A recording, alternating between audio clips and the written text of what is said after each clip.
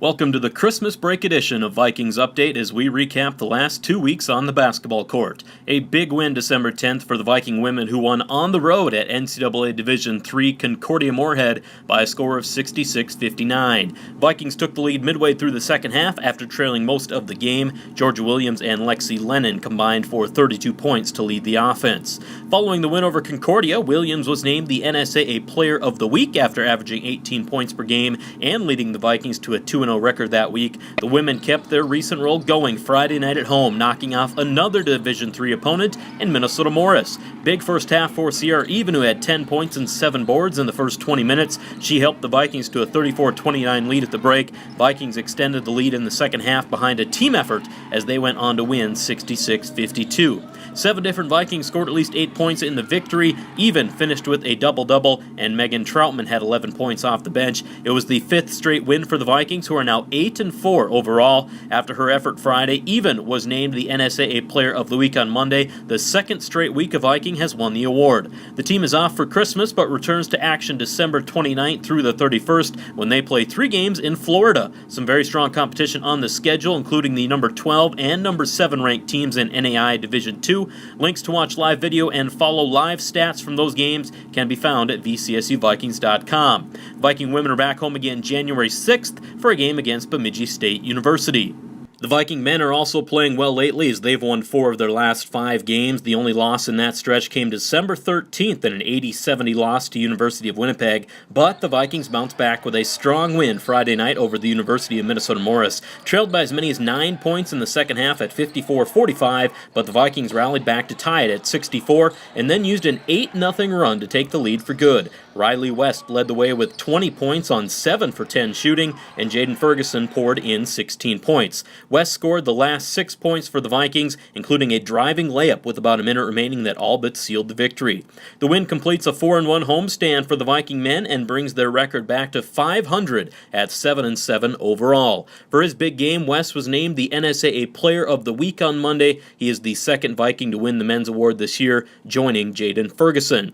The Viking men will be on the road for most of their Christmas break, playing games in Florida and Puerto Rico from December 30th to January 3rd. The December 30th game against number 7 ranked Embry-Riddle can be watched live. Links to follow that game are on our website. Joined on the update this week by Jeff Kaminsky, head men's basketball coach here at Valley City State. Coach, your team playing pretty well as of late, back to 500 overall, 7-7. You went 4-1 on your recent road trip. Are you starting to see your players mesh, your mix of new guys and old guys kind of mesh this season? And are you guys playing better lately, I guess? Well, I think so. I think if you look at the start of our season, we started off 3-6. We're 7-7 right now, and a lot of that had to do with scheduling. We were on the road a lot earlier and played 2 top 10 teams and obviously a couple Division II teams. So we had a very, very challenging schedule, and I think that'll help us in the end. And then when we got back here home, we won 4 out of our last 5, and I think looking forward to the second half of the season.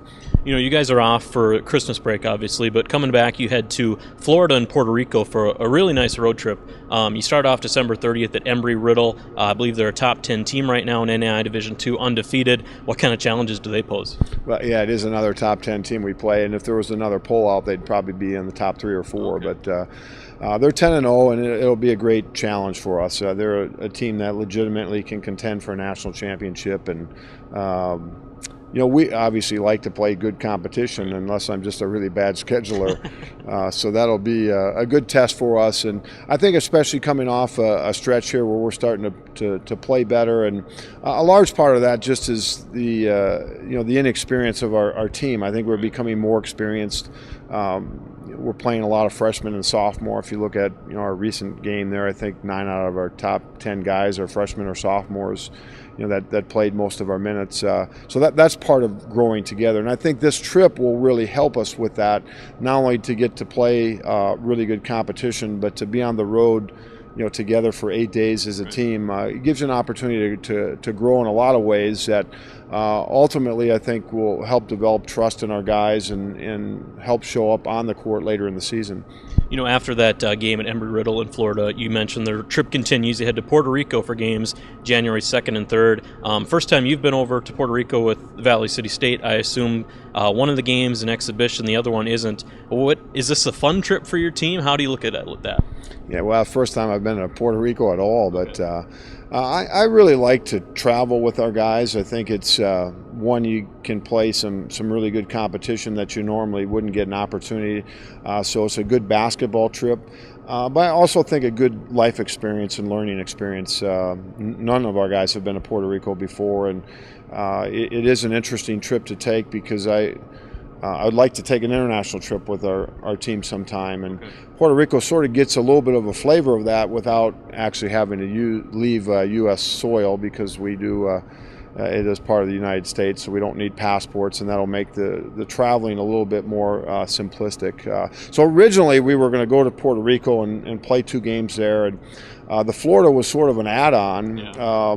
Just because travel-wise, it made more sense actually for us to travel to Florida and then to Puerto Rico. And just by chance during that time frame, Embry-Riddle needed a game, and I guess a lot of other teams didn't want to play them. So we stepped up to the plate, and it worked out pretty well.